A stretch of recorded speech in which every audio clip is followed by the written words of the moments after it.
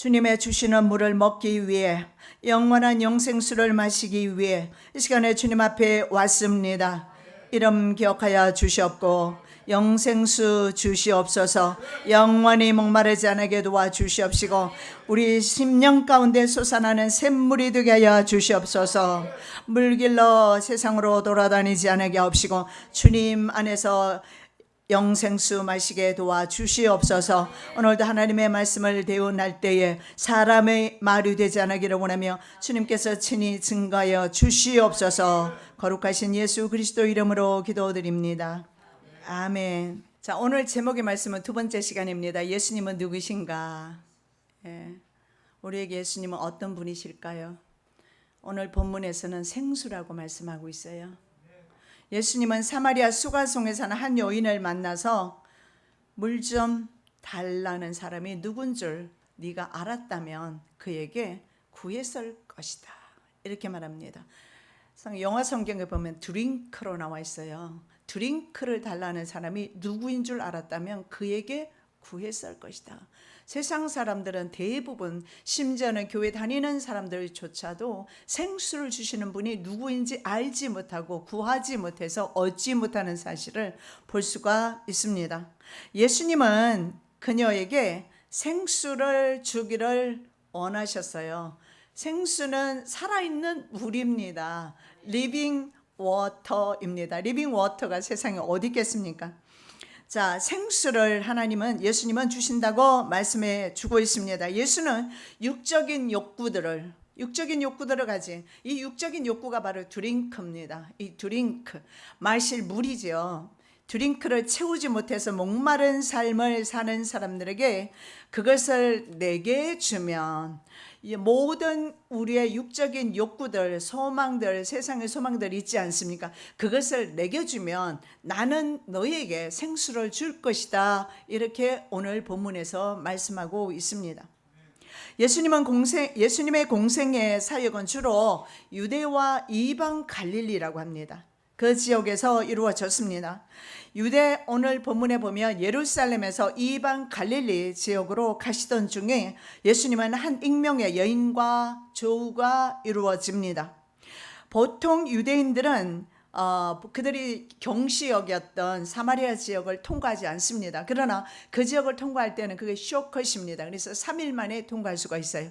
근데 예수님께서는 일부러 아마 이 길을 통과하셨던 것 같습니다. 왜냐하면 한 사마리아 여인을 구원하시려는 하나님의 사랑 때문에, 그 사랑 때문에 하나님께서는 한 사람을 그렇게 생명처럼 사랑하십니다. 99을 버리고 한 마리 양을 위해서 찾아가신 주님의 심정을 우리는 안다면 바로 그 한 마리가 나이라는 사실을 우리는 믿음으로 받을 수가 있습니다.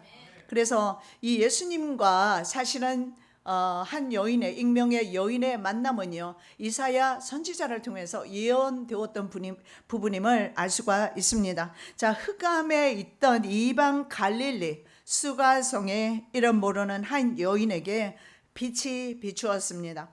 스불론 땅과 납달리 땅에 빛이 비추었다고 말합니다. 스불론 땅과 납달리 땅은 이미 이방인의 땅이 되었습니다. 주전 722년경에 아수르에 의해서 북이스라엘이 멸망하면서 이방인의 땅이 되면서 그들은 혼혈이 되기 시작했습니다. 그래서 그들은 이방인으로서 남쪽 유다 사람들에게 그렇게 취급을 받았습니다. 실제적으로 스불론과 납달리는 야곱으로부터 사랑받지 못한 처와 첩의 자녀들이었음을 볼 수가 있습니다. 그래서 그들 지역 또한, 분배받은 지역 또한 변방 지역에 있었기 때문에 외적의 침입을 가장 많이 받았던 지역이기도 합니다. 그래서 구약시대 때는 소외되었던 지역이지만 신약시대에 오면서 그 지역에 빛이 비치기 시작했는데, 아까 제가 말씀드린 대로 예수님께서는 유대 땅에서만 사역하신 것이 아니라 오늘 바로 이방 갈릴리 지역으로, 사마리아 지역으로도 주님께서는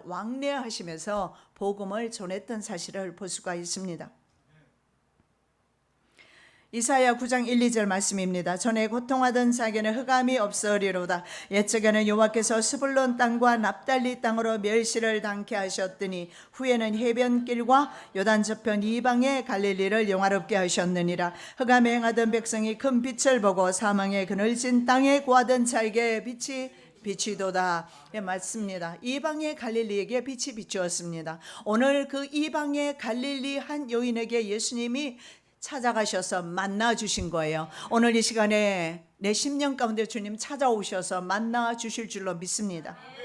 보기술할 수도 사마리아가 바로 종교 그리고 혈통 그리고 문화 등에서 이방인들과 섞여 혼혈 인종이 되면서 순수 유대인들과 구분이 되었습니다.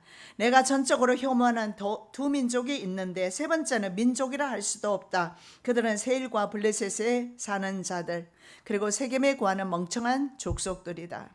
유대 문헌입니다. 벤시라라는 곳에 이렇게 기록되어 있어요. 세 번째 민족 세겜이 바로 사마리아를 가리킵니다. 그래서 사마리아 사람들은 민족으로 취급도 하지 않았고 동족으로 취급도 하지 않았어요. 그리고 요세푸스 역사관에 이렇게 말합니다. 환경에 따라 자기들의 태도를 바꾸는 믿을 수 없는 부류의 사람으로 비열한 속성을 가졌다. 이렇게 사마리아 사람들을 표현합니다. 그래서 유대인과 사마리아 사람은 같은 유대인이면서도 상종하지 않았어요. 그래서 수가성 여인이 이렇게 말합니다. 사마리아 여자가 가로되 당신은 유대인으로서 어찌하여 사마리아 여자 나에게 물을 달라 하나이까 하니 이는 유대인이 사마리아인과 상종치 아니함이로라. 유대인들은 사마리아 사람들과 대화도 하지 않아 일부러 둘러갈지라도 그 길은 지나가지 않습니다. 그러했던 곳을 예수님은 친히 찾아가시는데 누구를? 한 여자를 주님은 찾아가시는 거예요. 그리고 예수님은 그 여인과 세 가지 주제로 이야기를 하는데 오늘 저와 여러분이 이 주제를 한번 다루어 보도록 하겠습니다. 첫 번째, 예수님이 물 이야기를 하십니다. 흔해 빠진 게 물이에요. 그죠? 그런데 이 물을 이야기하시면서 내가 생수다. 너희들 아무리 물을 마셔도 너희들은 목이 마르다. 여러분, 지구상에 있는 보물을 다 가졌다 하더라도 여러분 목이 마를 것입니다. 왜 그러냐면 우리는 영적인 동물이라서 그래요. 하나님이 내 심령 가운데 오실 때 비로소 목마르지 않아요. 이름 없는 한 여인, 사마리아 여인은 사람을 피해서 정오의 물을 기르러 가야 했는데 여러분 이스라엘에 가보시면 아시겠지만 성지순례는 여름에 가지를 못해요. 너무나 더워서 머리 벗겨져요. 못 갑니다. 아마 차에다가 계란 후라이 하면 계란 후라이 될걸요. 그래서 여름에는 갈 수가 없는 지역이에요. 그런데 이 여인은 그렇게 피곤함에도 불구하고 물은 필요하기 때문에 정오의 사람의 눈을 피해서 물을 기르러 가야 했습니다. 여러분, 그 여인만의 문제일까요? 이 여인은 다른 사람과 관계할 수 없는 입장에 있었습니다. 그럼에도 불구하고 물은 마셔야 합니다. 그래서 예수님은 이 여인의 문제가 물이라는 사실을 알고 있습니다. 그러나 근본적인 문제는 물이 아니라는 사실을 알 수가 있죠. 바로 생수가 없어서 생수를 마시지 못해서 갈급하다는 사실을 볼 수가 있습니다. 그래서 예수님께서 오시자마자 이렇게 말씀하세요. 내게 물 좀 달라. 7절에 예수께서 물을 좀 달라 하시니 예수님은 물을 주시기 위해서 물을 달라고 하십니다. 여러분, 우리가 가지고 있는 여러 종류의 물이 있을 거예요. 그것을 주님께 드리시기 바랍니다. 그러면 주님께서 생수로 바꿔주세요. 생수는 영원히 살 수 있는 물이에요. 그게 낫지 않겠어요? 자, 여러분, 물은 인류에게 정말 중요합니다. 4개의 큰 강이 태초부터 있었는데 에덴 동산에서 발원했어요. 그리고 고대 문명은 바로 이 강들을 끼고 형성되었습니다. 수메르 문화부터 시작해서. 그래서 물은 인류에게 가장 중요한 것이 되었습니다. 우리 몸의 체중의 60%가 물로 60% 체중의 60% 이상이 물로 되어 있습니다. 그리고 이 중에서 3분의 2가 없어지게 되면 생명이 위험하게 됩니다. 그리고 이 물이라는 것은 말입니다. 얼마나 큰 역할을 하는지 물이란 매체 안에서 생체 내의 모든 화학 반응이 일어나요. 물이 없으면 화학 반응이 일어나지 않아요. 소화도 어쩌면 되지 않을 것입니다. 그리고 영양소나 기타 물질의 운반을 도와주는 것이 물입니다. 소화된 영양소는 물과 함께 흡수됩니다. 체내에서 발생한 열을 혈액의 흐름에 따라서 몸 밖으로 또한 운반하는 것도 물입니다. 열을 땀으로 몸 밖에 방출시켜서 몸의 온도를 조절해 주는 것도 역시 물이에요. 그런데 우리는 생각할 때 몸의 온도가 저절로 자동적으로 조절이 되는 것 같은 하나님께서 이 물을 통해서 조절하게끔 그렇게 만들어 두셨어요. 이처럼 우리의 육체는, 그리고 우리 인류는 물 없이 살아갈 수 없는 존재예요.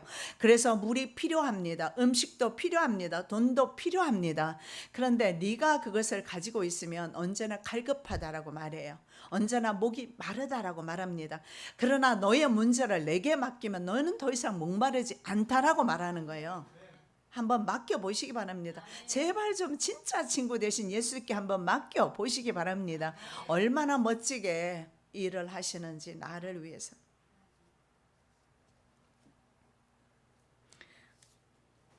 자, 육체의 욕구만을 채워서는 참 만족이 없다라는 의미입니다. 예, 그렇습니다. 물 없이 우리 살아갈 수 없어요. 그러나 이 물만 가지고 살아갈 수 없는 것이 인생이다. 그래서 오늘 이 세 가지 주제를 가지고 이야기를 하면서 예수님께서 주시고자 하는 것은 영생이라는 거예요. 영원한 생명이라는 것입니다. 이 땅 위에서 우리의 생명이 끝난다면 이 자리에 우리가 있을 이유 없습니다. 돌아가시면 돼요. 그러나 분명한 사실은 우린 세상에서 짧게 살지만 하나님 나라에서는 영원히 살게 될 것이고 지옥에서도 영원히 살게 될 것이라는 것. 하나는 영생입니다. 하나는 영벌입니다. 영원히 산다라는 것. 그것 때문에 우리는 세상에 살 때 선택을 잘 하셔야 합니다. 영생을 선택할 것인가, 영벌을 선택할 것인가. 사마리아 사람과 접촉을 꺼려했던 사마리아 여인조차 물은 필요했고, 그래서 한낮에 물을 기르러 왔습니다. 예수께서 대답하여 가라사대 네가 만일 하나님의 선물과 또 내게 물 좀 달라는 이가 누구인 줄 알았다면 내가 그에게 구하였을 것이고 그가 생수를 내게 주었으리라. 제발 이 시간에 물 좀 달라고 하시는 예수님의 음성을 들으시기를 예수님의 이름으로 부탁드립니다.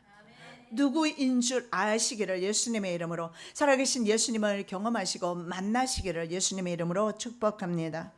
오늘 내게 주시는 바로 그 말씀인 것입니다. 생수를 주시는 분을 심지어는 교회에 나오는 신자조차도 잘 모른다라는 거예요. 그래서 교회 나오면서도 신앙생활 하면서도 마음이 갈급해요. 내가 정말 갈급해요. 갈급하다면 생수를 마시기 바랍니다. 생수가 없다고요? 주님께 구하시기 바랍니다. 절대 외면하지 않으세요. 진짜 친구이기 때문에 절대 친구의 청을 외면하지 않으세요. 여러분, 아브라함의 청을 하나님께서 들어주신 거 보세요. 50인, 45인, 40인, 30인, 35인, 30인, 10명까지 내려갈 때까지 하나님은 계속 들어주셨어요. 그래, 10명까지 내려가는데도 의인이 없어서 소돔과 고모라가 멸망을 합니다. 여러분, 친구의 부탁 예수님 들어주세요. 사람에게 잘못 말하면 나발을 불어요. 그래서 소문이 다 나가요. 진짜 친구 되신 예수님은 나에게 생수를 주셔서 부족함이 없게 해주시고 그 생명 때문에 세상에서 권세 있게 살 수가 있게 되는 것입니다. 그래서 그를 우리는 이 시간에 영접하기를 원합니다. 우리 안에 우리 삶 속에 무슨 종류의 갈증이 있던 간에 그것을 주님께 드릴 때 비로소 생수를 바꿔야 돼요. 여러분, 이 두 가지를 가지고는 안 돼요. 왜냐하면 하나님은 거룩하시기 때문에 죄와 함께 구하시지는 못합니다. 그래서 내가 가지고 있는 모든 종류의 갈증과 문제를 버리기 전에는 주의 영이 오실 때 버려집니다마는 함께 갈 수는 없어요. 내가 가지고 있는 모든 종류의 갈증을 주님 앞에 올려드릴 때 비로소 생수를 맛보게 될 것입니다. 11절, 여자가 가로되 주여 물기를 그릇도 없고 이 우물은 깊은데 어디서 생수를 얻겠습니까? 여전히 이해를 못해. 도대체 생수가 어디 있냐는 말이에요. 어디 있느냐고 말해요. 대부분의 사람들은 이렇게 말할 것입니다.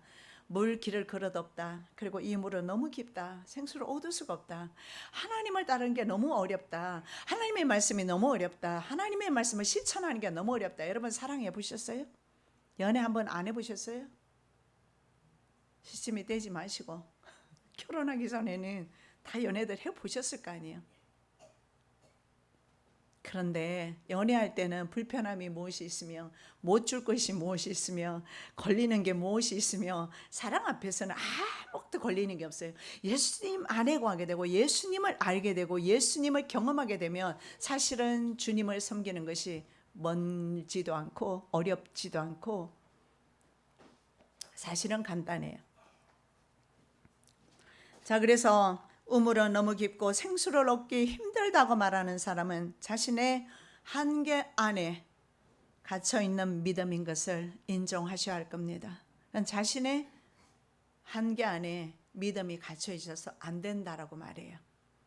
주님은 된다라고 말씀하고 있습니다. 생수를 주신다고 말씀하고 있고 생수를 마실 수 있다라고 말씀하고 있습니다.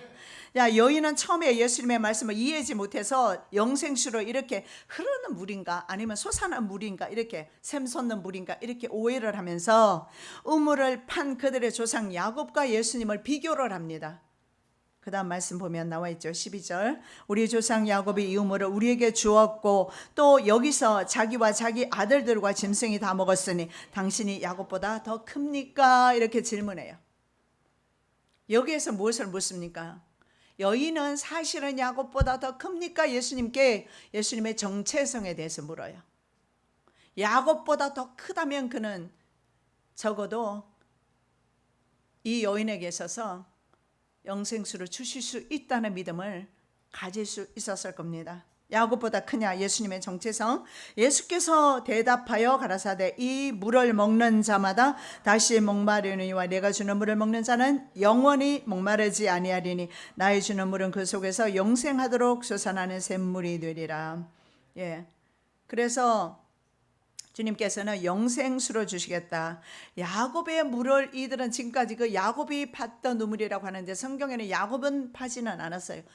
주로 이삭이 우물을 팠다고 나와 있어요. 상징적으로 해석하시면 되고 조상들이 팠던 그 우물을 그들은 지금도 마시고 있으면서 이 우물보다 당신이 큽니까? 즉 무슨 말이에요?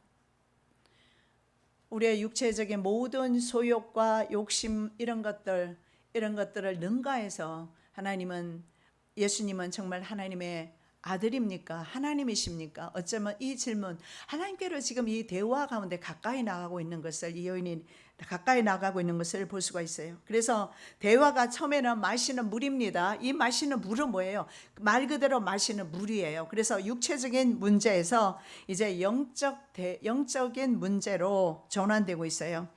영생하도록 솟아나는 샘물의 원어적 의미가 영원한 생명을 위해서 솟아나는 물의 샘이다 이렇게 말하고 있어요. 즉 영원한 생명을 주는 물은 세상에는 없어요. 예수님을 통해서만 가능하다. 그래서 예수님 무슨 말을 하고 있어요?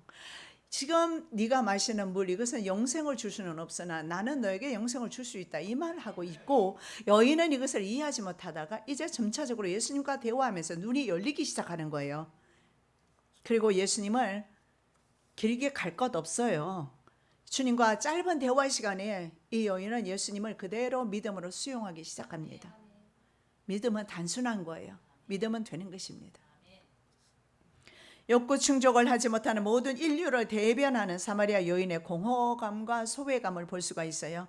여자가 가로되 주여 이런 물을 내게 주사 목마르지도 않고 또 여기 물길로 오지도 않게 없어서 여인은 여전히 이 솟아나는 샘물 아니면 조상들의 샘물 이것을 생각하면서 이곳에 물길로 오지 않기를 원합니다. 이 여인은 계속해서 이렇게 말하고 있어요. 영적인 동물인 인간은요 먹고 마시는 것만으로 절대 만족하지 못합니다.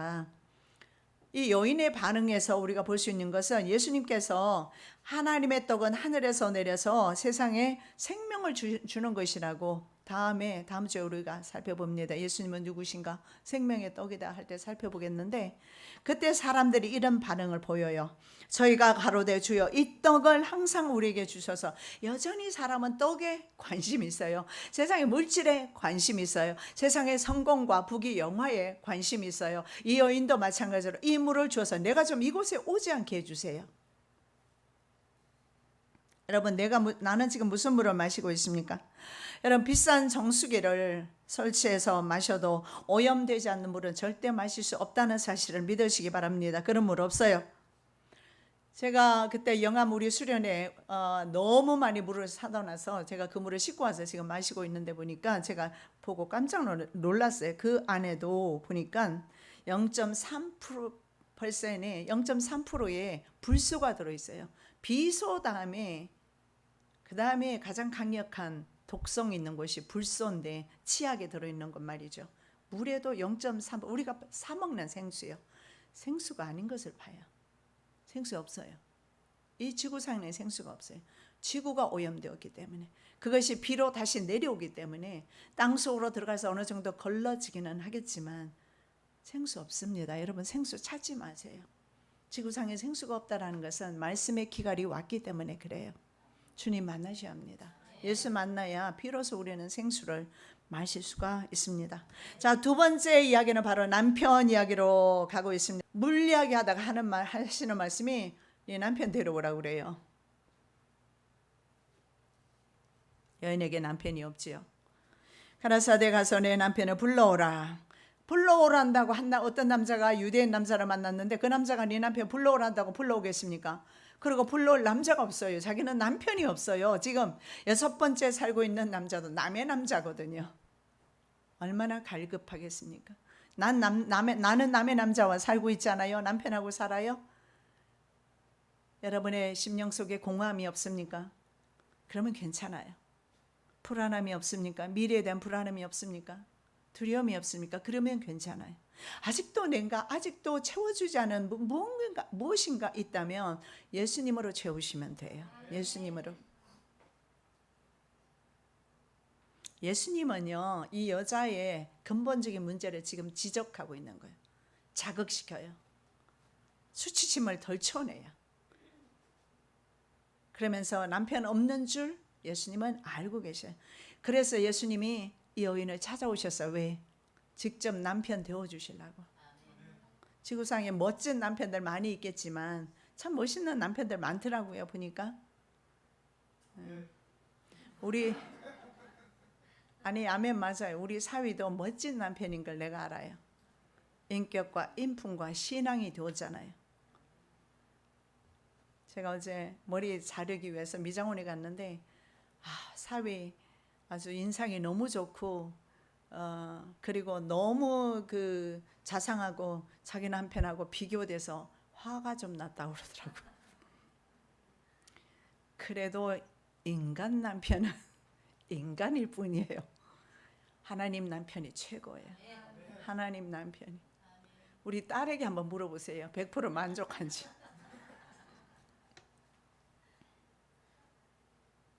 여인에게 남편 없는데 남의 남편하고 살고 있는데 예수님은 그대로 확 찔러버려요.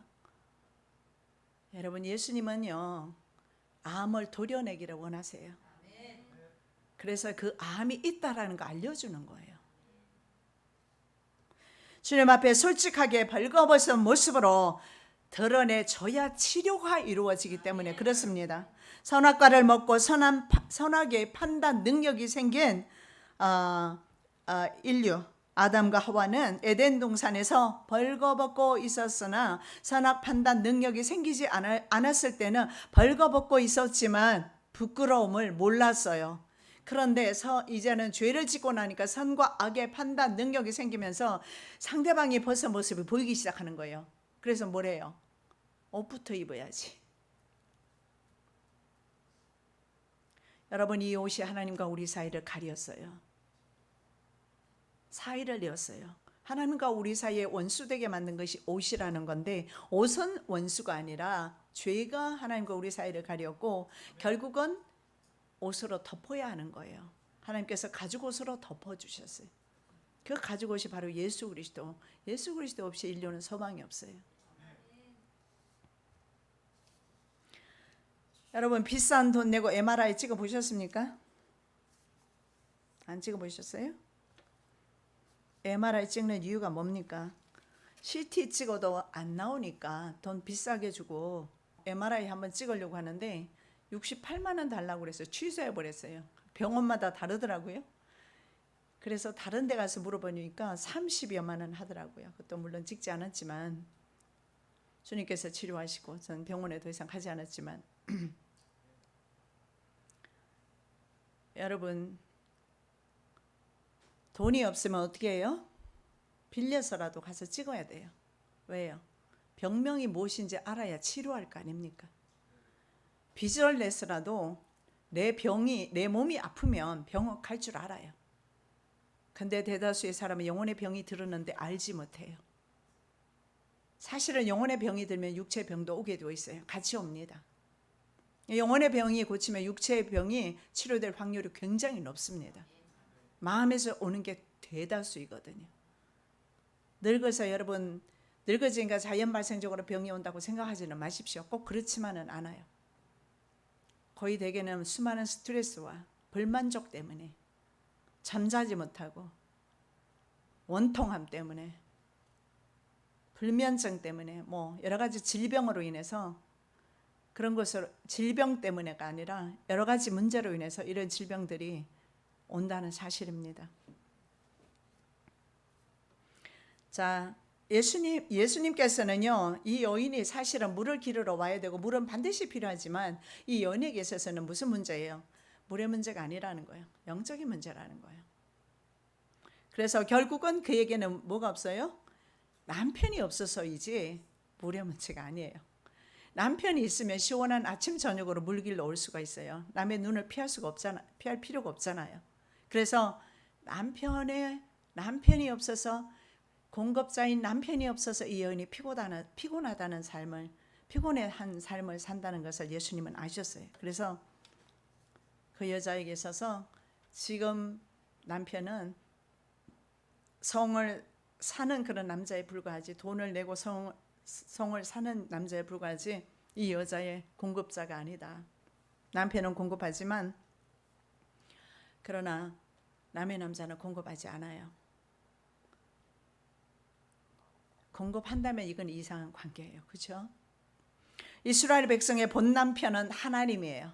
여러분 바알을 버리셔야 돼요. 바알. 그런데 이스라엘은 바알을 섬겼고 바알은 가짜 남편이라고 말해요. 여러분 세상은 모두 바알입니다. 가짜 남편이에요.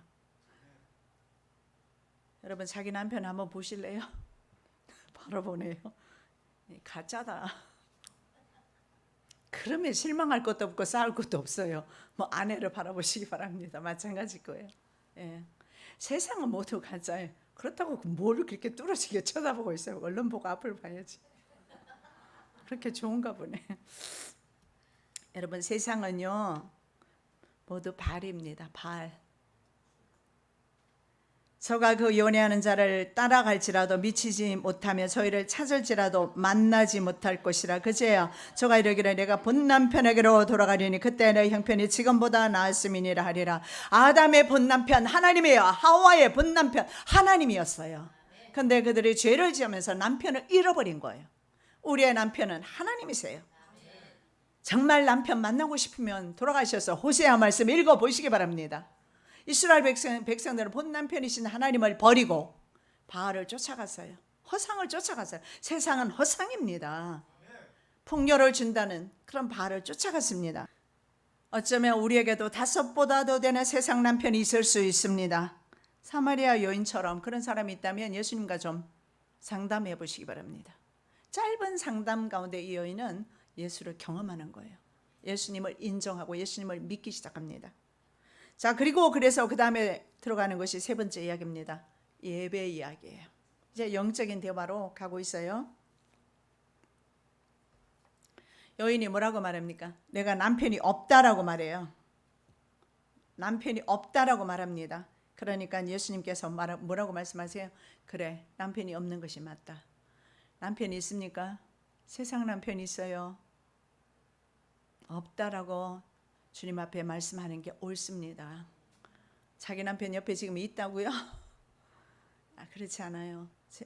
제가 말하는 것은 이 남편은 세상이라는 거 이해하실 겁니다. 세상은 남편이 되지를 못해요.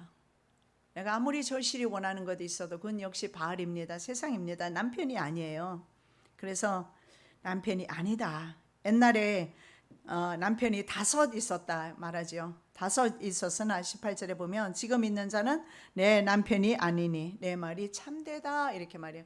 6번째 남편까지 있는데 그건 네 남편이 아니다. 여러분 1000명이 있어도 내 남편이 아니에요. 솔로몬을 보세요. 아내가 몇 명이었어요? 빈장하고 후궁들만 해도 1000명인가 그랬어요. 어떻게 얼굴이라도 기억했는지 모르겠어요. 그래도 진짜 아내가 아니고 진짜 남편이 아니었어요. 1000명의 여인에게 입장에서는 솔로몬은 뭡니까? 남편이 아니에요. 남의 남편이지. 어쩌면 내가 쫓고 있는 모든 것들이 어쩌면 이런 남의 남편을 쫓고 있지는 않는지 이 시간에 한번 곰곰이 생각하시면서 진짜 남편 10년 가운데 모셔 드리시기 바랍니다. 자, 예배 이야기로 돌아갑니다. 여인이 화제를 이제는 여인이 직접 돌려요. 예배 이야기로 돌리고 있어요. 깨닫고 있어요. 이분이 어쩌면 나에게 생수를 주시겠구나 이런 믿음이 있었을는지 몰라요. 그래서 이렇게 말합니다. 우리는 이 산에서 예배합니다. 그런데 당신들은 예루살렘에서 예배한다고 하는데 이렇게 말해요. 선지자라고 말해요. 당신이 야곱보다 큽니까? 이제는 선지자로 인정을 해요. 그래서 선지자는 어떻게 생각합니까? 이렇게 질문을 해요. 여자가 가로되 주여 내가 보니 선지자로소이다. 당신은 선지자입니다. 선지자께서는 어떻게 생각하시는가요? 질문하고 있어요. 여러분 유대교 전통은요. 여호와께서 택하신 곳 예루살렘 성전에서만 제사를 드리고 앞으로 제3성전도 예루살렘 성전이 있었던 곳에서 세우기를 원합니다. 세워질 것입니다. 신명기 12장 13절 14절에 보면 성경에서도 오직 한 곳 장소를 정해주는데 그곳이 예루살렘이에요. 예루살렘 성전에서만 예배하라 이렇게 말씀을 하는데 문제는 남북 왕조가 나뉘어지면서 르호보암은 남쪽 왕입니다. 여로보암은 북쪽 왕인데 여로보암이 자신의 백성이 남쪽으로 가서 결국은 남쪽의 그 왕의 지배를 받게 될까 해서 결국은 베델과 단이 따로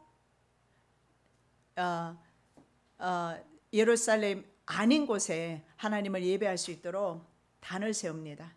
나중에 그것이 바로 금송아지 우상 단이 되는데 그렇게 해서 남북으로 나누어지면서 북이스라엘 사람들은 예루살렘에 가지를 못해요.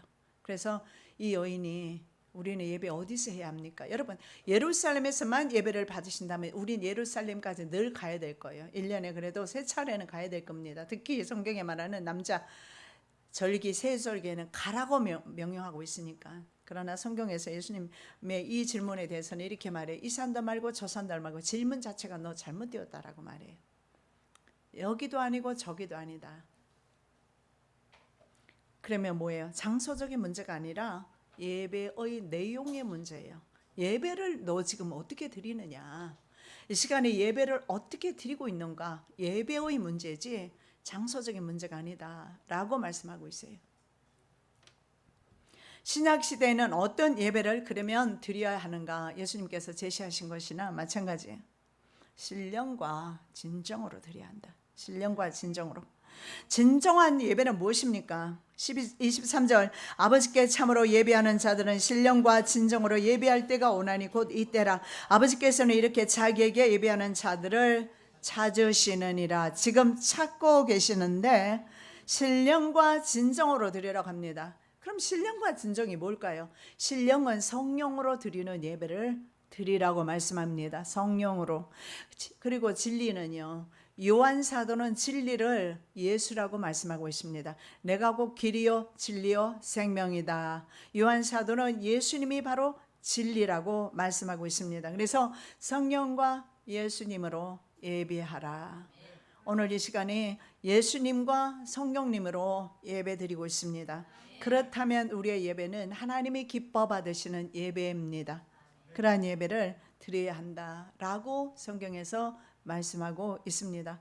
예수님께서는 이 여인에게 이제는 장소적인 문제가 아니다. 그래서 어쩌면 사마리아 사람들은 늘 그 산에서 예배를 그리심산이라든가 이런 산에서 예배를 드렸을 겁니다. 드리면서 그들은 생각했을 거예요. 예루살렘 산에 우리가 가야 되는데, 예루살렘 성전에 가야 되는데, 그렇게 생각했을는지 몰라요. 그래서 신약 시대에는 산의 문제가 아니고 예루살렘의 문제가 아니고 심령으로, 신약 시대 이전에 사실은 이스라엘 사람들이 포로될 때부터 이제는 이스라엘 공동체 국가 종교가 아닌 개인 종교로 넘어갑니다. 그래서 예레미야는 31장, 에스겔도 마찬가지예요. 마음으로 드리는 예배, 마음의 할례 받아서 하나님께 드리는 예배. 그래서 형식적인 종교에서 이제는 심령 종교로 각자의 심령에 하나님을 모시고 성령님을 모시고 예수님을 모시고 드리는 예배, 그 종교 이제 이미 구약시대 때 이미 바뀌어진 사실을 볼 수가 있습니다. 그래서 오늘 예수님도 이 말씀을 하고 있는 거예요. 신령과 진정으로 예배해라, 어디에 있든지. 그래서 이분은, 이 여인은 예수님을 만났어요. 예수님을 만났기 때문에 예수님을 어느 곳에든 예배할 수가 있는 거예요. 그래서 여인은 예수를 만나고 그 시로부터 더 이상 어둠에 붙잡혀 살지 않아요. 이방의 흑암에 있던 이방의 갈릴리 여인이었던 이 여인은 더 이상 어둠에 붙잡혀 살지 않았습니다. 자신의 생명 같은 물동이를 버렸어요. 전에 제가 물동이를 버려두고 라는 제목의 말씀으로 이 설교를 한 적이 있어요. 오늘의 내용이 조금 다릅니다만은 물동이를 버려요. 생명 같은 물동이에요. 이 물동이 없으면 어떻게 물을 길어 먹을 거예요? 물동이를 놓고 가면 누가 가져가지 않을까요? 이제 그게 개의치 않아요. 왜냐하면 주님 만났으니까, 영생수를 마실 수 있으니까 그게 문제가 되지 않고 어디로? 동네로 뛰어들어갑니다. 여자가 물동이를 버려두고 동네에 들어가서 사람들에게 이르되 나의 행한 모든 일을 내게 말한 사람을 와보라, 이는 그리스도가 아니냐. 그리스도만 만나면 돼요. 그분이 바로 영생수입니다. 그러면서 이 여인은 대낮에 활동하기 시작해요. 피해 다닐 필요가 없어요. 빛의 자녀들을 통해서 어둠이 빛 가운데 나오기 시작합니다. 예수께서 가라사대 아직 잠시 동안 빛이 너희 중에 있으니 빛이 있을 동안에 다녀 어둠에 붙잡히지 않게 하라. 어둠에 다니는 자는 그 가는 바를 알지 못하느니라. 여러분, 아직은 빛이 있어요. 그래서 빛이 있을 동안에 어둠에 붙잡히지 않도록 어둠에 다니지 말라고 말씀을 하고 있습니다. 자, 사람들에게 멸시당한 여인을 통해서 믿는 자가 늘어나기 시작하면서 여인뿐만 아니라, 어둠에 있던 여인뿐만 아니라 이 여인을 통해서 또 다른 어둠에 있던 사람들이 빛 가운데로 오고 있어요. 예수의 말씀을 인하여 믿는 자가 더욱 많아 그 여자에게 말하되 이제 우리가 믿는 것은 네 말을 인함이 아니니 이는 우리가 친히 듣고 그가 참으로 세상의 구주신 줄 알미니라 하였더라. 자, 여기에서 수가성의 많은 사람들이, 그래서 예수님은 한 여인만을 만나려고 하신 것이 아니었던 것을 보게 됩니다.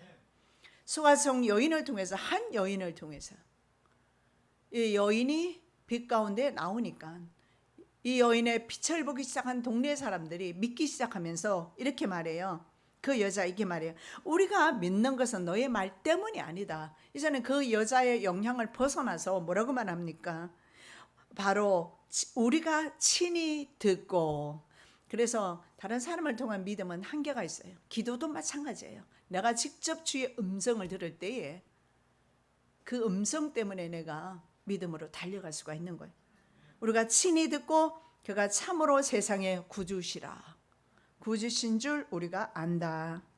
여러분, 이 한 여인의 회심으로 인해서 그 동네에 있는 수많은 사람들, 아니요, 그 동네에 있는 수많은 사람과 그의 후손들을 생각해 보십시오. 2000년이 넘는 동안에 그들의 후손까지 생각해 보십시오. 얼마나 많은 사람이 지금 이 한 여인으로 인해서 천국에 앉아 있지 않겠습니까? 나를 통해서 내 가정이, 내 동네가, 이 지역사회가 어둠에서 빛으로 바뀌는 놀라운 역사가 있기를 예수님의 이름으로 축원합니다. 사랑의 예수님, 감사합니다. 빛의 자녀를 통해서 어둠이 빛 가운데 나오는 놀라운 사역을 보았습니다. 아버지 하나님, 저희들 빛 가운데 구하게 도와주시고 주님의 생수를 주셨으니 이 생수를 또한 다른 사람들에게 생명수를 나눠주는 믿음의 종들 되게 도와주시옵소서. 거룩하신 예수 그리스도의 이름으로 기도드립니다. 아멘.